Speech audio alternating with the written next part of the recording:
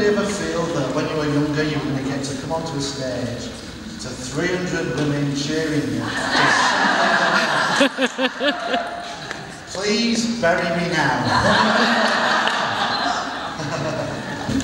So, although I moved from Germany, I'm actually English, and if you have difficulty in understanding me, Cliff's going to do a special DVD with subtitles so you can follow what we're talking about. One of the things about these two passions were being really keen on mathematics and sport. That made me very smart and very competitive.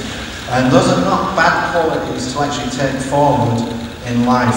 And this allowed me to go to university, and I graduated with a bachelor's in mathematics, which I'm very good with numbers, analysing, problem solving, and my competitive spirit coupled with that allowed me to move and work for a lot of Fortune 100 companies. And when I first started working for them, my career path was a little bit too slow. You had to do a job for 3 years and you get promoted, and then another 2 years, I'm not doing that. That's too slow for me. So I thought, okay, how can I accelerate my progress? So I looked around for the toughest projects that nobody else wanted to do, and I dived in and I thought I'm going to make a name for myself as a guy who gets stuff done, even the stuff that other people don't want to do. And I was very successful at that, and it led me to getting promotions. And I ran projects, and I've run projects from everything from $50,000 to $100 million global programs. I've run $200 million departments. I was a senior vice president for one of the top companies in Germany. And that competitiveness and smarts that I had allowed me to become really good at improving operational performance and getting costs driven down. And if you can do it faster, better, cheaper, you are going to be in demand and successful. And as I put on here, when you wanted the job doing well, I was the go-to guy. And if projects were in trouble, I was the only guy. A number of times I got called. More often than not, I didn't get to start the project. I was called in after the Titanic had hit the iceberg, and then was asked, please come and help us. And I had a 100% success rate in doing that, and that put me in demand, and I got really well paid. But even though I was good at that, what I was even better at was people wanted to work for me. I was able to inspire people. I had a very simple leadership style, and I did this for around 25, 30 years, and I finally realised that actually I wanted to do something else. I wanted to do something, I wanted to play a bigger game, because a lot of people who are leading large projects really are assholes. Nobody ever wants to work for them again. They get the job done, but nobody wants to work for them again. And I have people queuing up to work with me. I even have people coming to do a marathon with me in Orlando, and if you ask them, I don't know why I'm doing this.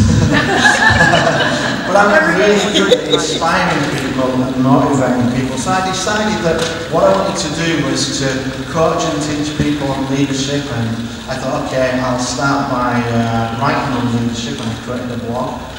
And within 3 months that blog, even though I'm not a writer and I don't have a background really in leadership other than for execution, my blog was one of the top 50 blogs to be recognised.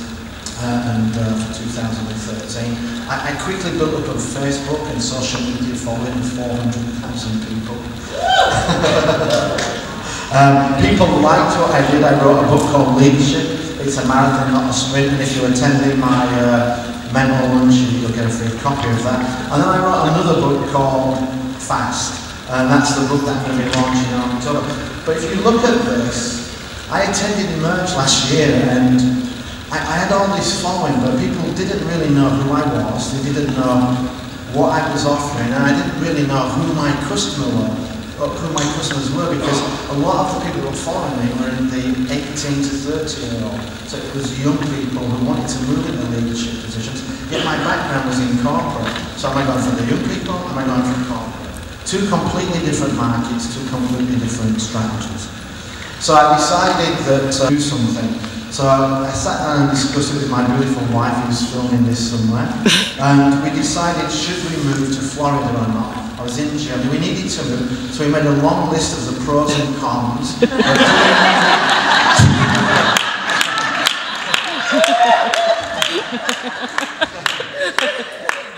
And 30 seconds later, I signed it for MRT. We went home, we packed our furniture, put the house on the market, and we moved here. So the first thing I had to do was get my marketing and branding sorted, and it was a difficult process. And Kelly actually didn't just give me one diamond there, she gave me two, which I called round one and round two. Kelly said to me, we can't see you. You know, you're in magazine as a top 100 leader, yet your branding doesn't show that. And she asked me, what's your favourite colour for your branding? And I said, green. And she said, no, red. Red, red, red. I said, how about blue? She went, red. So we thought about that, and it was a technical knockout end of round two. And Sabrina and Kelly had decided a fantastic job of creating the brand, and I went from being behind the scenes, right, with this huge following, to being up front, red, direct, owning it, and it was all about self-worth. You know, you're in magazines, like, I didn't know what a magazine was. And I needed to own it. But the next thing I needed to do was to figure out what it was I was going to offer. And I talked to Kelly about my fast approach. And the first time, I didn't do a really good job of explaining it. And then the second time I said, look, I know you think we should be doing inspiring leadership, and I'm down with that. But, you know, fast really, it's a recipe for success. It's about focus, accountability, service, and transparency. With focus, you need to know what you're doing. You need to be crystal clear on what your goals are. If you're not crystal clear, you can't write it down.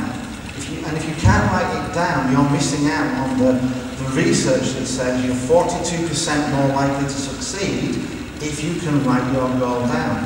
If you can't write it down, you can't share it. And the research shows that if you share your goals, you are 70% more likely to achieve it. So you need to get the focus right. Accountability is about the who, simplicity, keep it simple, and then transparency is about what's, you know, branding is important. You need to get your brand right. You need to live it, you need to be it, and when you do that, the magic will happen. Thank you.